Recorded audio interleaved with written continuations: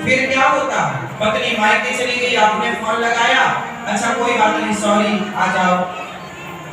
फिर वो अपनी माँ से कहती है, माँ उनका फोन आया तो सॉरी कह रहे हैं। माँ बोलती नहीं बेटी, जाने की जरूरत नहीं है, अब तो दामाद जी नाक रगड़ते आएंगे तब भेजूंगी तुझे।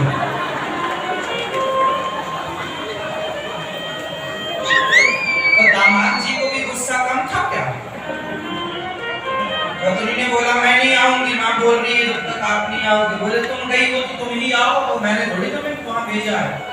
ना पति लेने गया ना पत्नी आई, दूरियां थी तो दूरियों से दूरियां बढ़ती चली। बात जरा सी थी, जरा सी समझ होती तो बात ही नहीं थी, कोई विवाद ही नहीं था। ये तो हर पति पत्नी का झगड़ा होता है, लेकिन आपने बातों को विवादों में बदल दिए, दूरियां हो गई आपकी। इसके बाद आप ना पत्नी का हाल चाल लेते, फिर पत्नी को भी लगने लगता हुआ, बड़ा कहते थे तेरे बिना कैसे रहूंगा, तेरे से बहुत प्यार करता हूँ। पति को अब तो ना बात कर रहे, ना वो व्हाट्सएप पर कोई ना रिप्लाई है, ना कोई कॉल है।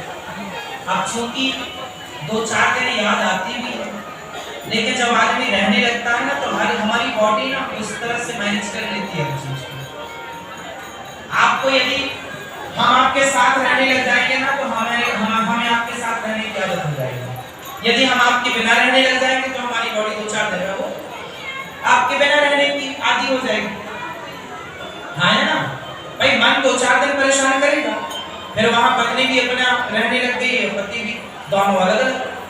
फिर पत्नी माँ के पास, यहाँ लड़के को लगा कि जरूरत उसे है नहीं उसकी माँ को, तो ये अपना दूसरा देखना स्टार्ट कर देता है। तलाक के कागज भेज देते हैं। तलाक जिसकी तरफ से भेजा गया, माना कि लड़की ने तलाक भेजा या लड़के वालों ने, तो लोग देखो ये तो तलाक लेना ही चाहते थे, तो भाई अब तुम्हारे साथ तुम आ जाओ, प्रेम से रह लो ना। किसकी कहावत है, ना तो लीला जा रहा है, ना पूला जा रहा है, ना खाया जा रहा है, ना थूका जा रहा है, ना अंदर ही जा रहा है, ना बाहर ही आ रहा। या तो आ जाओ तो प्रेम से रहो, या फिर लोग अपना हिसाब किताब खत्म कर लेते, तलाक हो जाता जरा सी बात हो। इसलिए समझदार लोग ये गलतियां नहीं करते। समझदार लोग क्या करते हैं, महाभारत से सीखते हैं, नारी का कभी अपमान नहीं करते। यदि नारी का अपमान किया है तो सॉरी स्वीकार कीजिए। और पत्नी स्त्रियों को भी चाहिए कि आप अपने पति को ना अपने मायके में, अपने माँ के आगे, अपने भाइयों के आगे अपने पति को जलील मत कीजिए, क्योंकि आपका पति आपकी इज्जत है। ना तो पुरुष अपनी माँ, अपनी बहन, अपने भाइयों के सामने, ना तो पुरुष अपनी पत्नी को जलील करे, ना तो स्त्री अपने परिवार के सामने पुरुष को जलील करे। क्योंकि रिश्ते बन भी जाए ना साहब, तो जो अपमान होता है, याद रखिएगा, किसी का सम्मान ना कीजिएगा।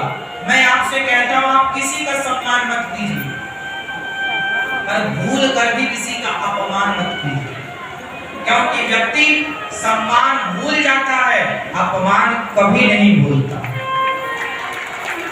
चाहे वो ससुराल पक्ष, चाहे वो लड़के के माँ बाप के पक्ष से किया गया अपमान हो, या पत्नी के माँ बाप के पक्ष से किया गया अपमान हो, अपमान कभी नहीं भूलता व्यक्ति आखिरी दम तक। लाख कोशिश कर ले, चाह करके भी नहीं, वो भले उसे इग्नोर करते, भले उस पर वो बात ना करे, कभी ना करे, वही अच्छा है, बात नहीं करनी चाहिए बातों पर। लेकिन हम आपके लिए सदा के लिए बात समझा रहे हैं कि कभी किसी का सम्मान मत कीजिए। कोई बात नहीं, कोई फर्क नहीं पड़ता कि आप किसी का सम्मान नहीं करें, करिए तो सम्मान कीजिए, और सम्मान करना भी ना आए तो मत कीजिए, पर भूल कर किसी का अपमान न कीजिए। मैं आपका कितना भी सम्मान कर लूं, लेकिन यदि मेरे से धोखे से ना चाह करके भी आपका अपमान हो गया, तो आप मेरे स्व सम्मान को एक पल में भूल जाएंगे, पर एक अपमान को सदा के लिए याद करेंगे। यही नियम है विधाता का, ये प्रकृति है। इस सिद्धांत को समझो, इसे नकार नहीं सकता कोई। इसलिए हर पत्नी का धर्म है कि वो अपने पति के सम्मान की रक्षा करे, और हर पुरुष का धर्म है